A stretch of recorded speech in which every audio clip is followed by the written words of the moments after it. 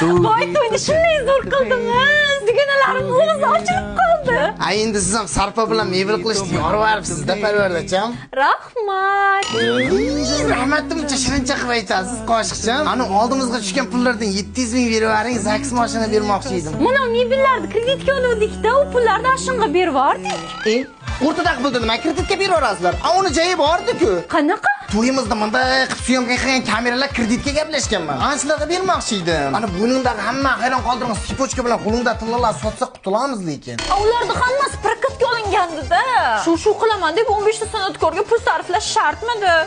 Sizlarga pul berdi, kim aytdi? Ular hammasi kreditga gaplashilgan. BV'ni sotaylik hay. U ham rentgar-ku. Odamlar o'zi ochilsin deb arendaga olib bunda haydab yurdim-da.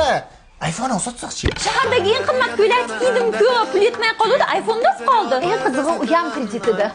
O'l bo'lmasa. Dasturxonda 53 xil narsalar qolib ketdi, shularni sotaylik. Ha, kallamga kelman. Fotiha kreditini katta xolang bilan yopaman, ha? Pardalarchi? Kredit. Gilamlarchi? Kredit. Televizor, gaz plita, kir mashinchi? Uydagilar odamlar gapirmasin deb hamma narsani kreditga beruvdi-da. Onasini yursin, hali to'yxona, raqqosa, kortej, qanday shunday to'yxachi Sadir aka kreditlarni yopish kerak. Jo'rajon kasbim bilan burugim berib, ertaga ishga borishim kerak-da. Kallang jaltirab hozir shartmidi? Uzr endi. Voy o'lmasam. Dang'illama to'yxoncha ketdiga bitta ishtamasam o'larmiding? Ko'chada ko'p turmang, shamollab qolasiz. Ovozingni o'chir. Chichi.